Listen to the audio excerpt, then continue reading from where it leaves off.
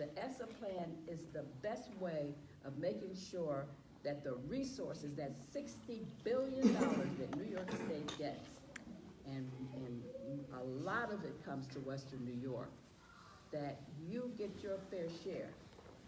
I was at The state education budget is $60 billion? $60 billion, that's federal money that comes to this state.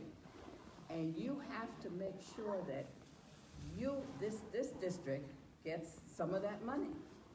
And the ESSA plan will tell us how the district is going to use the monies that's coming to them through the various grants. If you feel, and I've been at other parent meetings, and they were saying that, well, why does that school have 3 Chinese teachers and we have none? Why did that school have AP courses and we have none?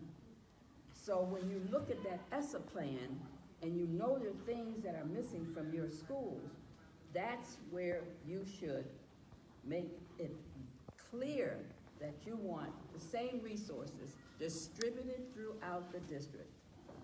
Equitable distribution of resources. That's what ESSA can do. And I tell them all the time, this is our muscle.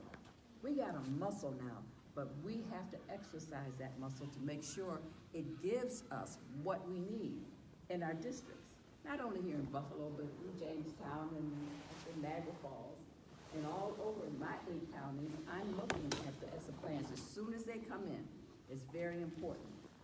One of the other things, and I noticed that there's going to be a special education conference here that you're giving out this form here to let people know. Please look at your ESSA plan to see how we're going to take care of our special children.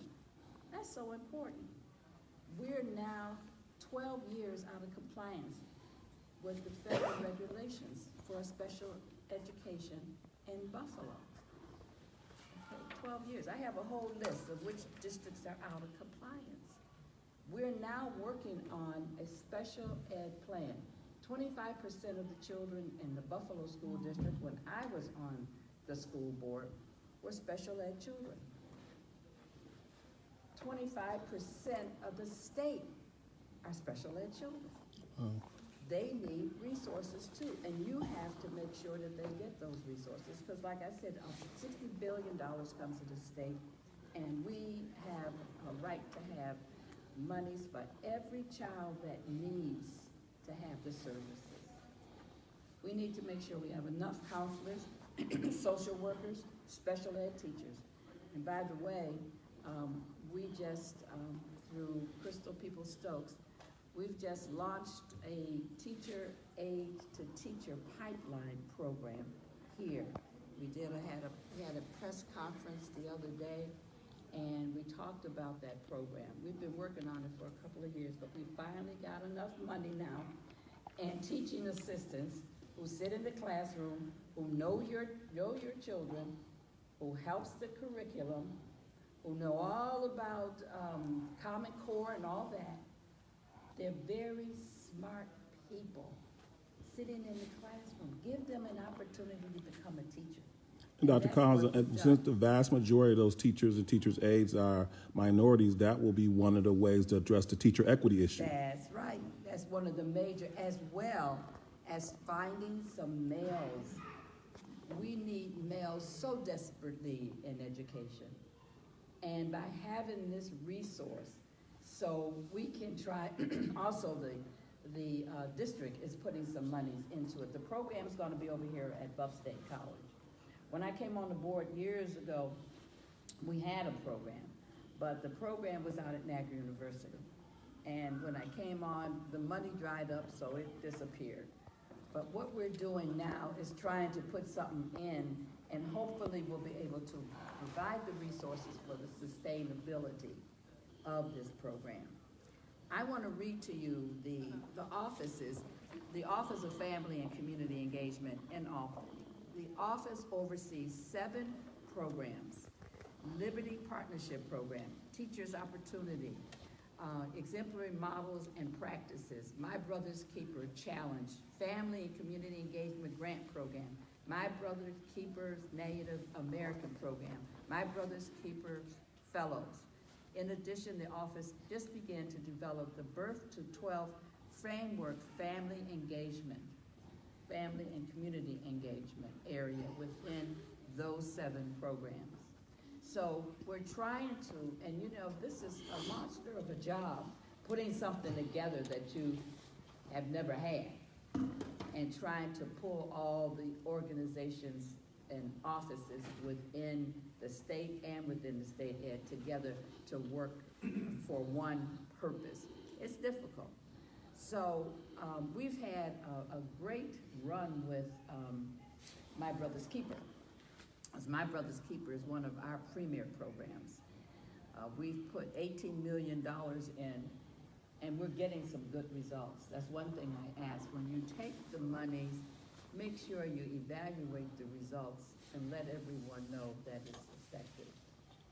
And if there's some, let us know.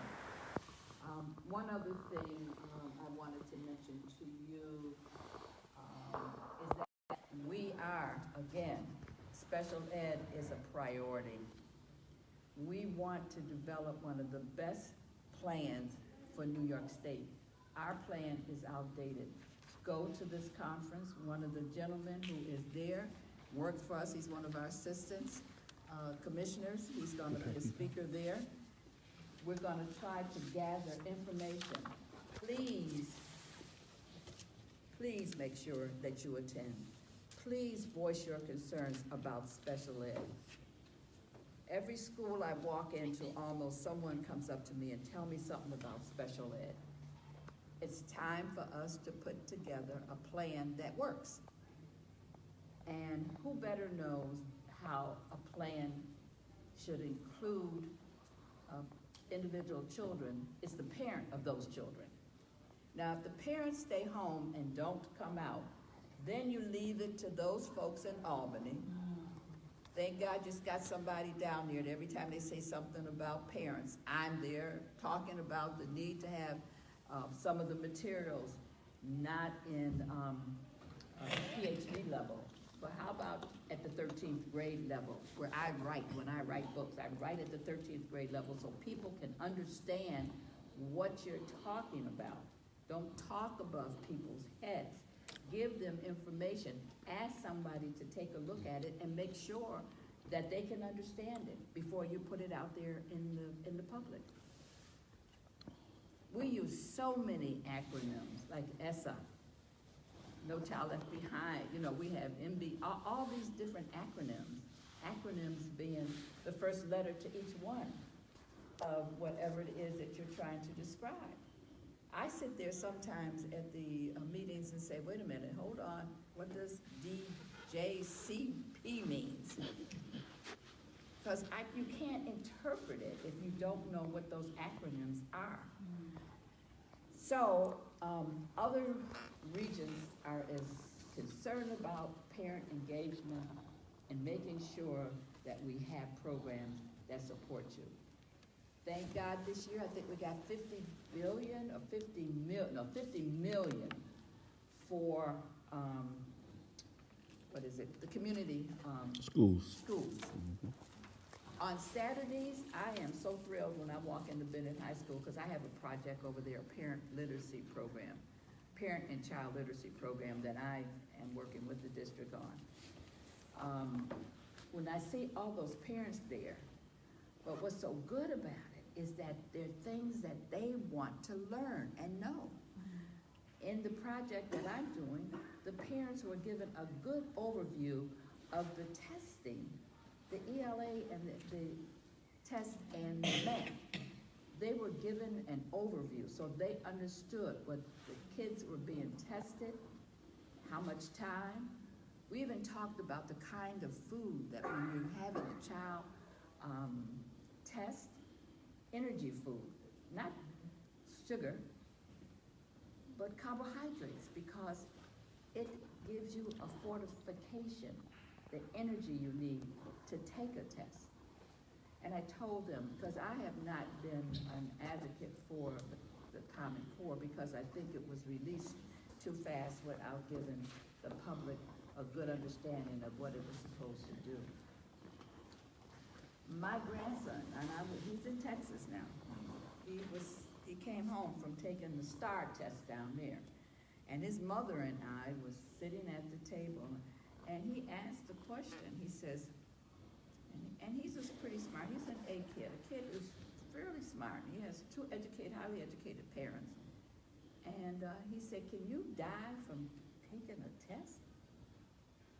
Now, would you ever think a child would think that from thinking? He said, would you die from thinking too hard? Now, he has parents there, and we can answer those questions for him. The kids are stressed out when they have these tests coming to them. Sometimes giving them as much time to sit in a seat and take the test isn't always the answer. Because usually if you look at a test and you look at the answer, you know it or you don't know it. But if you're gonna sit there for 3, 4, 5 hours looking at the same piece of paper and the answer is not coming, what are we going to do? And so one thing that we did, and I was very supportive of it, although there was a couple of regions that were not, we decided that we wanted to shorten the test if we could get the commissioner, but also we wanted to get rid of some of the things that hampered us with understanding some of the essays, because we were concerned about some of the questioning of the essays, and also about the seat time. And so we've gone from, and this is hallelujah, 3 days down to 2 days. Not everyone agreed to that. We went from 3 days of testing down to 2 days of testing. And what I would love to see is it down to 1 day of testing. Mm-hmm. And using some other measurements other than a pencil and paper test. Because there's a lot of things that we can do to measure whether you know something or not. When I was a chair of a nursing school program, we had both pencil, but we also had practical tests. We would go into a lab and see if you could make a bed, see how you handle a patient, so there's other ways that we can measure what you know. So we're looking at that, and we're gonna spend a lot of time on that this year. I'm hoping that we're gonna spend. You want me to keep talking, Sam, or do you want me to? So if we got some questions, I'll open up the audience's questions. There's a couple questions I want to ask. So anybody in the audience got any questions? Go ahead. Go ahead, Mother Mutra. What did you call it? Every student succeed? Yeah, ESSA, the ESSA. And you talked about several plans. Is it one plan, or are they divided, or how does that? Well, it's divided into many sections. And we've gone around the state and had presented the ESSA plan to get feedback. The same thing we're doing with the special ed plan. Mm-hmm. We're gonna go to different locales and ask you to tell us what you would like to see in the special ed plan. And so that plan is divided into sections, and we had a lot of discussion around the language that was being used in it. We said, are we sure this is what parents are gonna understand when you put it out there? So we got it down to one page. Sam, you had it, didn't you? Yeah. We got it down to one page to give you just a broad overview of the plan and what areas are important and for parents. And we changed the language a couple of times so we could make that really a plan that was understandable. Yeah. So it's effective now, it should be available? Say it again? Yeah, ESSA is effective. It was effective actually 2 years ago. The state's plan is, the state's plan is coming forward now. So it's the newest federal. The district's plan yet. Right. You haven't seen the district's plan. Right. That's individual for every school district. They develop a plan. It's the same thing with the mental health curriculum. They develop the curriculum. They train their teachers, their teacher aides, the bus drivers, the cafeteria people, because it's, mental health is an issue that impacts everyone in the building. Question? Can I just clarify that too, to make sure? So when we talked at the very beginning, when we reviewed our purposes, and we talked about state and federal regulations that we're reviewing. So this is the federal regulation. So it was ESEA, then it was Race to the Top, then it was No Child Left Behind. Now it's ESSA. And so it was, 1118 was the section that, but now is it the same? 1113 now. No, it's 1113 is the section of ESSA that involves parent engagement. And you should look at that when you get the plan from the district. Right, To see and we how do. they address it. Matter of fact, that's one of the primary purposes of DPCC, to make sure that we monitor the implementation of the parent involvement policy and how they comply with Section 1113. And they're working on the budget. When the school district, and I'm telling you, because this is my experience of having sat in those meetings with the budget. When you're working on the budget, that's when you need to have whoever is involved with it to look at the ESSA plan to see where there's any holes, where we need services, to make sure that the budget address the need. That plan is that's my muscle. Well, actually, that's where I'm gonna ask the question at, but I'm gonna ask the other question coming here. I'm gonna come here, and there, and then I'll ask my question. Go ahead. My question is regarding art and music. Now, it's a state mandate that you take them, but they're, like at Da Vinci, we don't have music anymore because there wasn't enough. Can you help us make our district pay for a full-time music teacher in each building and a full-time art teacher in each building at the minimum of one? They don't do it, so we have to make tough decisions, and we had to eliminate music, and I think that's not fair to the kids. Like every school, if you talk about every school having every opportunity, well, you don't have it because they force a budget on you. We got the budget, and 2 days later we had to approve it because we got it so late at our school-based management team. And it's not fair for a child that doesn't want to take art and wants to take music and has That's no what I'm saying. opportunity. Through this organization here, there should be a list of the concerns that your members have. And at the top of the list is music. And then you look at the ESSA plan to see how they're addressing it. Yeah, and he's talking about that because we do school-based budgeting here. So he's talking about that process where the school had to make a decision between whether one to have Before ESSA though. right. Well, before the ESSA plan is factored in. Shouldn't the district be forced to supply that in every school? So my child, say I don't go to the meeting and I don't have a say in it, my child shouldn't be restricted from taking music because the school principal and 5 other people decided they couldn't pay for music in it. There's no mechanism to force them to put. Well, let's do this. Art in each building? We're really fortunate. The Regent don't deal with that directly, but we do have a newly elected school board member that just came in. So we could talk to the school board member about that. You know what I'm saying? But the Regent is talking to us about how to use ESSA as a vehicle to make sure that there are resources allocated to that and make sure it's part of the district plan. But actually, it leans into my question. Okay. So maybe my question will help with your question, because my question is, you were talking about the school and the district is writing the policy, making sure parents are involved. So of course that is one of the things that we do, is try in the school-based and the district make sure that parents are collaborating on the writing of any plans. So then my question is, once that plan is written and it goes off, what is the role of the Board of Regents? How does that work in terms of making sure that they're following the plan, the accountability? Because that is a huge issue. Words can look pretty on paper. That's right. It looks good on paper, but who's monitoring? There's a lot of things that we're not monitoring appropriately and at the level that we should be doing. And I'm concerned about those, and they know my major concerns about monitoring things that we put in place. And then, 3 or 4 months later, and they say, oh my God, you see, you gotta also take into account the ripple effect of any plan you put in place. There's gonna be a ripple. You're either gonna forget something, it's gonna fall through the cracks, or you're just gonna say, well, what the heck, they didn't address it, and then you back off, but you can't do that. So is the process to go to our regent, or is the process to go to the Office of Parent Engagement in Albany? Well, no, it goes to the district See, they're the ones who's controlling the funds to our new school board member back there. Congratulations. They're the ones who's writing the plans and who is making sure that the things that you need are in there.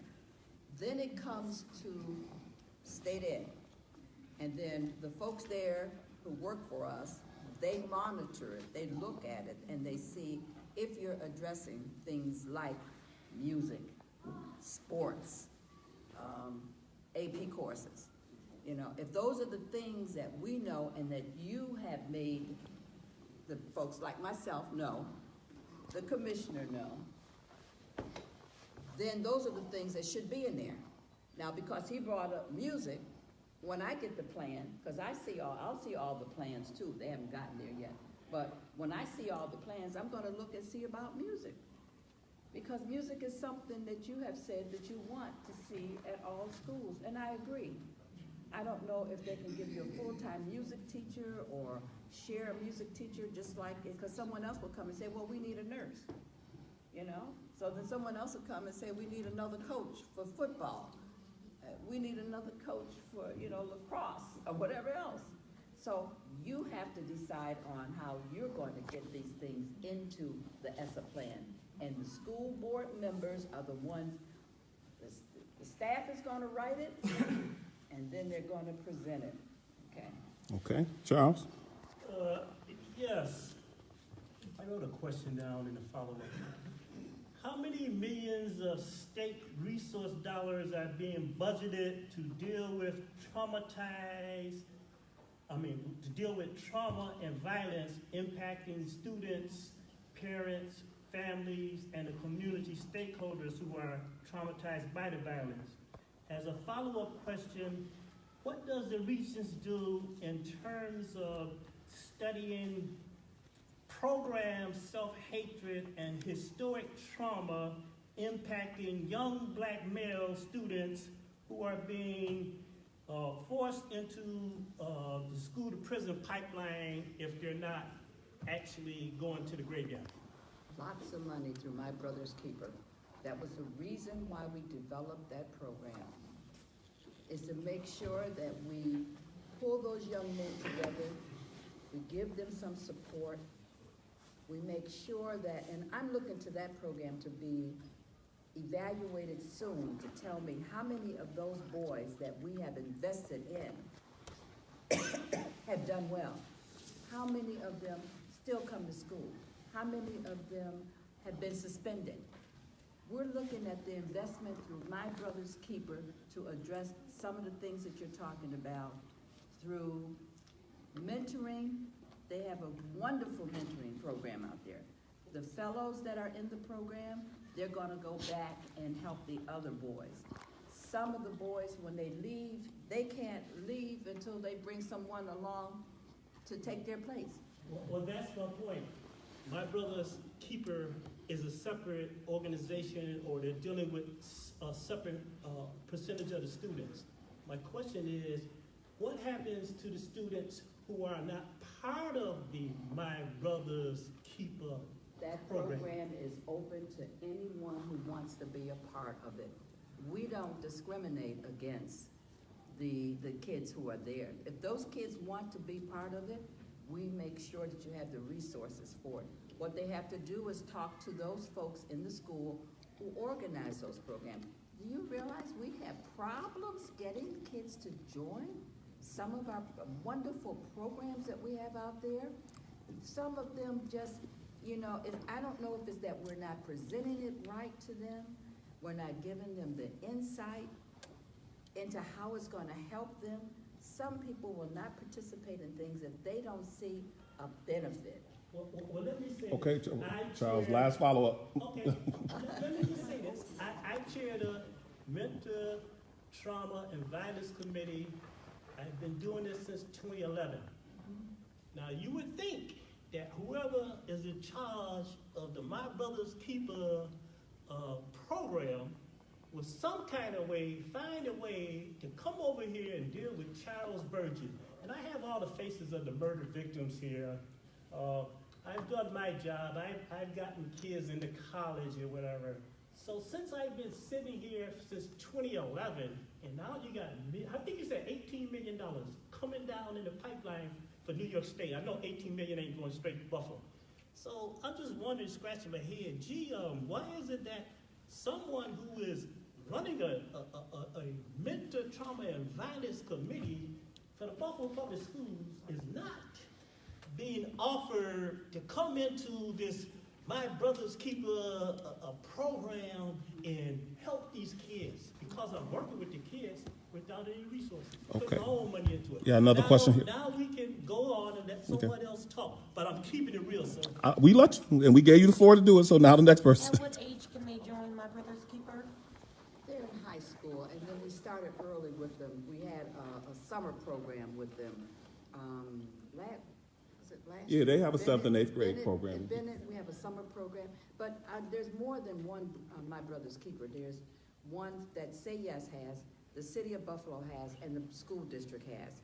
So there's actually 3 programs out there.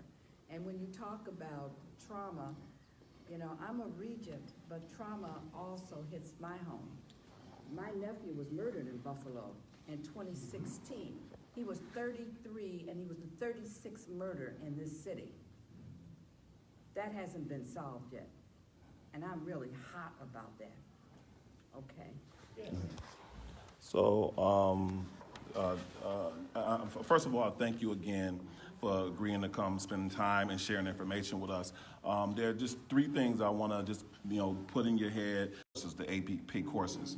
As you know, in West New York, all the suburban schools, middle schools have AP courses for all their schools. In the city of Buffalo, we have the AP courses at City Honors and Olmsted, and then we have some courses that you can get remotely. We want to get to a place where every one of our children have access to AP courses. It becomes a real concern if you don't get into City Honors or Olmsted, the drop off on what's available to you in terms of coursework to prepare you for college and university. So we want, while you're looking at the ESSA plan, while you're following up, to talk about the large urban school districts and the offering of AP courses. Okay, it's not only here in Buffalo, it's across the state where AP courses are not offered, and they should be. And it costs the districts money to have an AP teacher trained to teach those courses. Because I read for biology for the National Testing Association, for biology for kids who took the AP course. And I found out that we have to pay. The teacher has to go away, I think it's 6 weeks, to learn how to teach that course, biology and all the rest of them. So there's a budget requirement that we should have for any teacher who wants that extra training, because they have to have extra training to teach an AP course. And that's where the budget comes in again. That's where we need to look at the budget. Make sure, if you look at all the schools and you see that, 4 over here don't have it, maybe you should phase them in. This year, these 4 get. Next year, in the budget, the other schools get. Phase them in. There's a way of doing all of this stuff that we're talking about, but we can phase them in and get them trained so we can have AP courses. So the second issue that we want to put on your radar is the issue of suspension.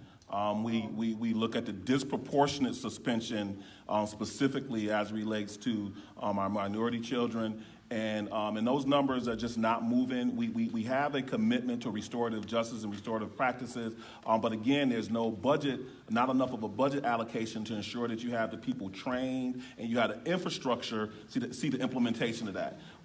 Being honest with you, we're having conversations, and we're going to be coming to you at some point, and we're going to be asking as parents for the total elimination of out-of-school suspension. Because while our children are out of school, there's no learning going on. If you can't suspend them in school, or you can't give them a resource in the building where they can continue being educated, when you suspend them out of school, you're basically just setting them up for the school-to-prison pipeline. I don't want kids suspended from school. I had a call yesterday. 45 days suspension for a girl, 45 days. And she was advocating for the mother. And she said, well, how is she, right at the exams, she's been suspended for 45 days. I would love to keep every kid in school. Again, it goes down to resources.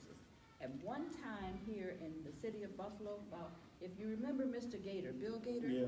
You remember his program he had on Main Street? That's right, IP. Yes. Anytime a kid was suspended, they would send them to that program. I don't care what time of day. It was staff there. And they would work with the kids, the teacher, to make sure.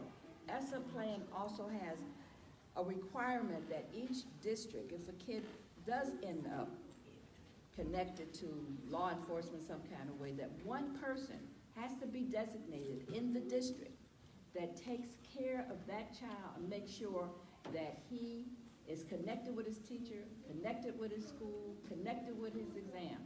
Sometimes districts use use a person who has about 50 different responsibilities. ESSA wants you to have one person designated in the district, so when that kid goes over to juvenile court, maybe placed over on ferry, when he's there, when he's back in the district, that person is following him. Well, what are Making your sure- feelings about kindergartners and first graders being suspended or maybe even being handcuffed? I appreciate what you're saying, because that's one of the reasons why we have our mental health plans. We want to identify kids early. We want to identify them and get them into the appropriate setting. Because if it's behavioral is one thing. If it's mental, it's another. And they need to be screened well enough so we can get them into the right kind of training. So the last question. We had two more. We had a couple back here Dr. too. Rivera, you can come to the table, please. Please come to the table. Before I go, let me just say this last question, then we'll take these last couple. So the last issue, and you kind of addressed it already, but I want to make sure it's on your radar, is again, our concern about teacher diversity. The need to effectively address teacher diversity is a huge issue here. And I know you talked about a program, working with the Teachers Aid, but we want to make sure that stays high on the priority list. That's the first model that we put in place. There's a residency program that they're starting out at the University of Buffalo. And I've been asked to sit on the advisory committee, so I'm going to try to spend time on that advisory committee and see, thank you, and see if it's going to really address what we need, the diversity in our classroom as well as male teachers in our classroom. All right, thank you. Somebody from School 79, and then back there we have a question. Yeah, no, I hear about, the violence, trauma from, murders and such, and Brothers Keepers is for high school students, but what about the younger students that do have mental health issues from trauma? For example, I'm a very firm advocate about mental health because both of my kids are in mental health counseling. My daughter has anxiety issues due to abuse from their dad. That CPS and family court did not handle right. But from years of that, what type of programs is there for the younger kids who have experienced trauma, not just violence, but trauma from abuse or neglect? What about them kids? Well, that's where the school has to step in. Our psychologists, and we need more psychologists. Yes, we do. We need more social workers. We need IEPs that are followed and updated and made sure that the kids who have issues that need to be addressed are addressed. No, see that, they do have, I have all that support from their school, but like, how about a special program for outside of school, like Brothers Keeper and such, for the younger kids? Well, the monies are coming to the district. If that's something that you feel that we should have, I would say let's continue to talk about it here. Talk about the school board member sitting over there, and I'm sure she's taking notes. Regarding some of the things that she can look for when they bring it forward. Do not get rid of any more social workers or psychologists in the district, because we need more. But what you're talking about is more probably a program out in the community that they can attend to as well. That's where places like United Way and all those different agencies out there can fund programs or We some have our next not-for-profit. question here. So I know you guys spoke about AP classes, but specifically I wanted to, I had a question about foreign languages. In Buffalo, I've noticed that a lot of the foreign languages start in middle school. That's not a lot of time for retention. If a child wants an advanced Regents diploma, they're going to have to take a foreign language Regents. So I was wondering, is there any sort of plan for the child, for our children to start foreign languages earlier in their school career? Yes, there's a lot of discussion around dual language programs and about resources for kids who need to start earlier. But I can't give you what they're doing. I know they're doing something. They've come to the Regents meeting and have presented those departments, but I can't tell you exactly what they're doing. And one thing I should say to all of you is turn on your television on the Regents meetings and listen to some of the things we're talking about. They're televised. When he mentioned about, or Sam mentioned about the number of suspensions. And I was on the train and opened up, I traveled back and forth to Albany on the train. I opened up the paper, the Sunday's paper, and there on the front page, African-American males in the city of Buffalo has the highest suspension rate in the state of New York. Yep. Violence. You should have heard me at the meeting. When I got to Albany, I was also upset with the district because I didn't know about it. I'm representing you in Albany. When there's something like that's happening, I should know, so I can advocate for it. And that's when we talked about the need to have a way of screening our kids who's in My Brother's Keeper, to make sure that the money that we're spending on that program, if there's a model program somewhere that's working well, we should give it lots of money to keep these kids from being suspended and getting into the prison system. Before I became I was involved in education for a long time, but I served on the New York State Commission of Corrections. So I've been in Attica and Albion and all the prisons, and when I walk through those doors and see all those young men and women locked up in there, and then plus we decided that we weren't even going to give them the high school, well, some of them had high school diplomas, but we were trying to maintain the fact that they could get an associate degree, and some of them did get an associate degree until the state cut that out. So when they come out, they have no skills. And most of them, when they go in, they're reading at the 4th grade level. That's deplorable. When I was on the school board, we had a reading program. Dr. Williams allowed the school board members to put in place every day at a certain time, every kid in Buffalo was reading. And music. You remember that? And music, dear, And that worked. And I think some of the benefits from getting kids engaged at the same time every day and every school, reading was my thing. I mean, we've got to make sure that kids open up the door, opens up the mind. Open up the book, opens up the mind. And so we've got to do that. Question here, and then if you want to share anything, Dr. Rivera, we'll let you close it. Go ahead, Desmond. So I got, since the election, I've received 6 phone calls. How you doing? I didn't know that was I got the hat on, I apologize, I stayed on. So since the election, I've had 6 phone calls about 6 separate suspensions that deal with younger children.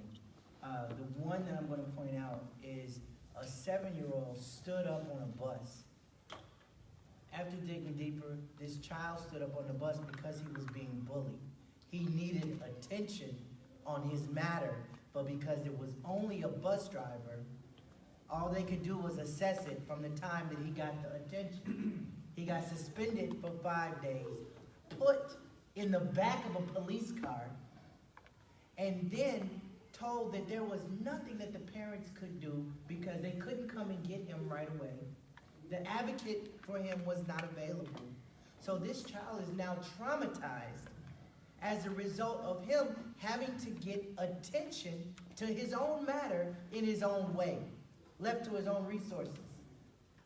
I only got a simple question. This says Buffalo Board of Education. Do you work well with children? Now accepting applications for a position of bus aide. This was on a wall at the YMCA. I don't know how long it's been sitting there, but it's the only one of its kind. And I've been in over 50 community centers. And it's the only one of its kind that I have ever seen. I don't know how outdated it is, but if we don't push this, if we don't advocate for a bus aide to be in every single bus, because they are a go-between. You have someone who's trying to pay attention to the road and children that have peer-on-peer bullying. If we don't It's have a go-between. an important issue, and obviously we're going to talk about it, but we want to finish with Dr. My last Collins, question to you, and then we'll and come this back is- to that. This is not really directed to you specifically, but I just would like to know if you advocate for having a bus aide in every bus. And my answer is yes. There needs to be someone on the bus to manage those children, to make sure that nothing goes on that shouldn't be going on the bus. And that the kids, when they get off the bus, that someone walks them into their classroom. That's a problem for me. We just recently had a child in Rochester that walked away from the school bus, and they found him in the river. Wow. So they need a bus aide, not only to just be on the bus, but to take those children and walk them into the school. I have a little nephew, he's about this tall, and he can't even step up on the bus. If my sister wasn't there to help him get on the bus, and then when he gets off the bus, he's allowed to just walk in by himself. There needs to be a bus aide on every school bus, and there needs to be someone to walk those children to their classrooms to make sure that they get to their classrooms. I just got one last follow-up question. How many buses without bus aides until we declare it an emergency? 50%? I don't know. Maybe the DPCC here can answer that. Yeah, and it's an issue that we've obviously talked about. I don't want to take up time with Dr. Collins. We could talk about that afterwards, because to your point, we even hosted trying to hire bus aides. I mean, hiring and keeping bus aides has been a major issue that we've been addressing for maybe, 3-4 years now? Yeah, and unfortunately, Kelly was here earlier with a transportation update, so I know this is something that we've talked about for years. And it's an issue, it's not the matter of the district saying they don't want to do it either. It's a community issue then to hire, to train. If I remember correctly, it's a civil service position. It takes about 6 weeks from someone is hired to get them on the bus. So there are a number of barriers that we've been talking about, and we can definitely revisit it because it continues to be an issue. But I appreciate your question about at what point do we declare that this is enough of an emergency that we solve the problem, because we've been dealing with it year after year. All right, so Dr. Rivera, you want to share anything or question with Dr. Collins before we move to close? I don't have any questions for Dr. Collins. I just want to thank her, first of all, for appearing and also to be so clear about the need for student support. So that aligns very much to where my position is and what I believe, and I think that you've laid out for us a variety of places where we can intervene in the school district, both through the SBMPs as well as the Board of Ed level. And I look forward to continuing to working with you all on these issues. All right. I'm pretty sure that you're putting together a priority list for all of the concerns that you have here. Well, you'll see too on the back of the agenda we gave you is our priorities. Okay? So that I is see something your that we list continue here, to, it's but always tonight- evolving. It was music, trauma. Those are two of the highlights of this meeting, and suspensions. So those should be the ones that you look for when you get your ESSA plan. And thank you for being here, because at some point, the superintendent's gonna submit an ESSA plan, and they may be writing it right now. Okay? They may be writing it right now, so look for it. So, Dr. Collins, first of all, we know how busy you are. We want to say thank you once again for taking time out of your schedule. This is our New York State Regent. She's Buffalo's own, and we're so proud of the work you're doing. And thank you for being such a strong advocot for parents. We cannot tell you. I'm always a strong advocate for parents because I was a parent of a kid who was in the district and my daughter was the principal. But also thank you, Sam, for inviting me here. Call up at me anytime. You can call me too if you have concerns. Don't think I'm over there in my house and it's not, you know, you can't call me. You can always call me and tell me that you're concerned about an issue. Okay, I'm reachable by phone anytime. And Sam, thank you again for inviting me here. I'll come back anytime you want. And if there's something that you want me to carry forward, let me know, and I certainly will. I only got one more meeting as DPC president, but Wendy and Kim and Jade and Patricia. Mother Greg, that's the new executive team is getting ready to take over. But I'm sure they're gonna keep you. They're gonna keep. Of course. They're gonna make sure you on the quick dial listen, so and make sure you can continue to stay connected to us. So thank you one more time.